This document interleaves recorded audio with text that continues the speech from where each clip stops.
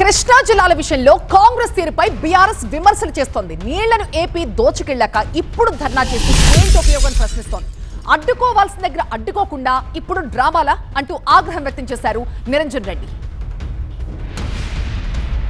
AP యథేచ్ఛగా ఉన్న నీళ్ళని దోచుకొని పోతుంటే ఓ దిక్కు వాటర్ తీసుకోవడం, ఇంకో దిక్కు జల విద్యుత్ పేరు మీద వాళ్ళంతా కూడా వాటర్ కిందికి డ్రా చేసుకొని ఇవన్నీ చేస్తూ ఉంటే నిరోధించలేకపోయినారు. ఇలా నోటికాడికి పంటలు వచ్చినాయి. మేము 2 వారాల ముందే హెచ్చరించినాం, ఫీల్డ్కి పోయినాం, చూసినాం, ఇవన్నీ చెప్పినాం. ఇప్పుడు వాళ్ళు ఏం చేస్తున్నారు?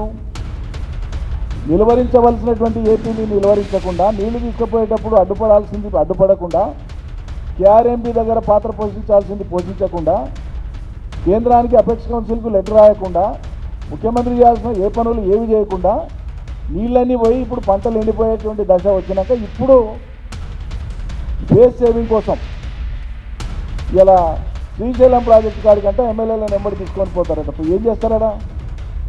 అది కూడా మీరు పోయేది ఆంధ్ర ప్రాంతానికి పోతారు, అవతల ప్రాంతానికి పోతుందా? అవతల ప్రభుత్వం దగ్గర పోయి ధర్నా చేస్తుందా? మన రాష్ట్ర పరిధిలో మన పరిధిలో ఉండేటువంటి ప్రాజెక్టు కాడికి యువతల పక్కల పోయి అక్కడ ఉండి తమాషా చేసి ప్రజల్ని ఎవరిని మీరు ఫూల్ చేయాలనుకుంటున్నారు? కాంగ్రెస్ చేతకానితనంతో రాష్ట్రానికి నష్టం జరుగుతోందన్నారు. పాలమూరు ప్రాజెక్టుని పూర్తి చేస్తుంటే ఈ పరిస్థితి ఉండేది కాదు అన్నారు. ఇప్పటికైనా పాలమూరు ప్రాజెక్టుని పూర్తి చేయాలంటూ డిమాండ్ చేశారు నిరంజన్ రెడ్డి. ఈ డ్రామాలు తమాషాలు మాని పాలమూరు రంగారెడ్డి ప్రాజెక్టును పూర్తి చేయండి అని చెప్పి ముఖ్యమంత్రి మీద ఒత్తిడి తీసుకురండి. పాలమూరు బిడ్డలైతే మీకు పాలమూరు ప్రయోజనాలు పడితే అక్కడ పోయి డ్రామా చేయడం కాదు.